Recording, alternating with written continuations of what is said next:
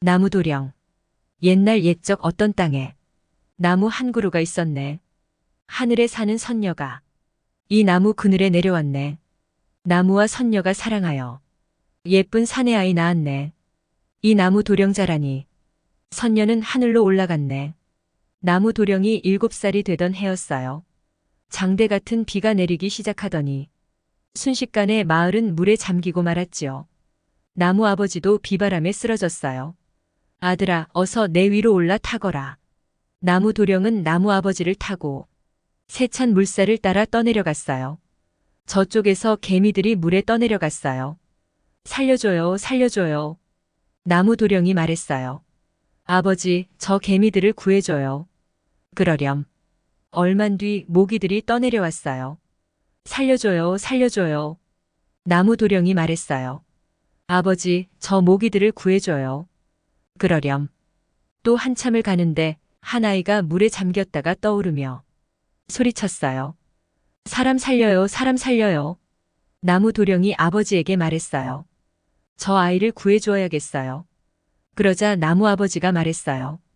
저 아이는 구해주지 마라. 아이가 다시 물에 잠겼다가 떠오르며 소리쳤어요. 사람 살려요, 사람 살려요. 나무 도령이 아버지에게 말했어요. 저 아이를 구해주어야겠어요. 그러자 나무 아버지가 말했어요. 저 아이는 구해주지 마라. 나무 도령과 개미들과 모기들을 태운 나무 아버지는 세찬 물살을 따라 계속 떠내려갔어요. 사람 살려요, 사람 살려요. 아이가 다시 물에 잠겼다가 떠오르며 소리쳤어요. 아이가 3번씩이나 살려달라고 하자 나무 도령은 견딜 수가 없었어요. 아버지, 저 애를 구해줘요. 네? 내가 정 그렇게 원한다면 구해주렴. 그러나 나중에 후회하게 될 거다. 나무 도령과 개미들과 모기들과 한 아이를 태운 나무 아버지는 한없이 물살을 따라 흘러갔어요. 마침내 그들은 어떤 섬에 닿았어요. 그 섬은 원래 세상에서 가장 높은 산의 봉우리였지요. 다른 산과 들판은 모두 물에 잠기고 오직 그 봉우리만 남아 있었던 거예요. 날이 어두워지자 두 아이는 잠잘 곳을 찾았어요. 그러다가 초가집을 발견했지요. 그 집에는 할머니와 여자 아이 둘이 살고 있었는데 하나는 할머니의 친딸이고 다른 하나는 수양딸이었지요.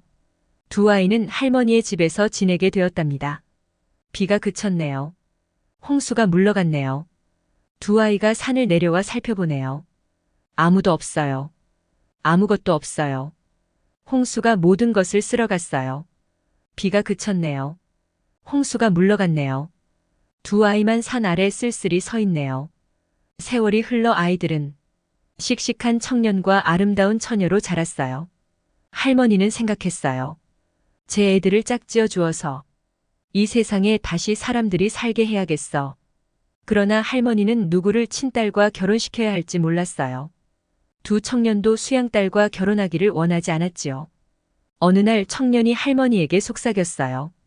나무 도령은 아주 신기한 재주를 가지고 있어요. 모래밭에 흩어놓은 좁쌀 한 섬을 한나절이면 다 주워 담을 수 있어요.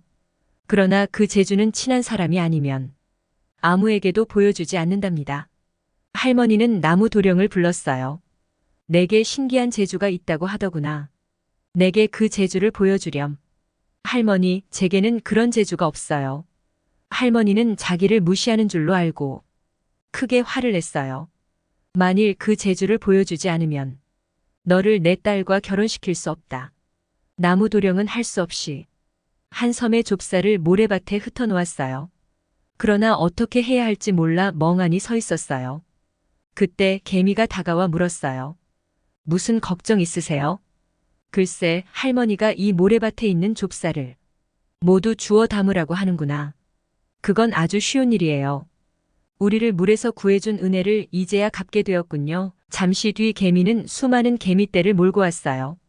개미들은 저마다 좁쌀 한 알씩을 입에 물고 와 금방 한 섬을 다 주워 담았어요. 자, 이제 되었지요? 저희들은 돌아갑니다. 고마워, 개미들아. 안녕. 저녁 때 돌아온 할머니는 나무 도령이 골라놓은 좁쌀을 보고 감탄했어요. 할머니는 나무 도령과 친딸을 결혼시키려고 했어요. 하지만 청년이 몹시 싫어했어요. 그래서 할머니는 어두운 밤에 두 처녀를 각각 동쪽 방과 서쪽 방에 있게 했어요. 그리고는 두 청년을 불렀어요. 자, 이젠 너희들이 각자 방을 정하도록 해라. 두 청년은 서로 어느 방으로 들어가야 할지 몰라서 망설이고 있었어요. 그때 모기가 나무 도령의 귀 옆을 지나가며 속삭였어요. 나무 도령, 동쪽 방으로 가요, 동쪽 방으로 가요. 이 말을 듣고 나무 도령은 동쪽 방으로 들어갔어요. 과연 그 방에는 할머니의 친딸이 있었어요. 나무 도령은 친딸과 결혼해서 행복하게 잘 살았대요. 나무 도령 결혼하여 아들딸 낳았어요. 그 아들딸 자라서 또 아들딸 낳았어요. 수천 년대를 이어 사람들이 태어났어요. 그래서 우리도 이 세상에 태어났어요. 유용하게 보셨다면 구독, 좋아요, 댓글 부탁드립니다. 준준 아빠.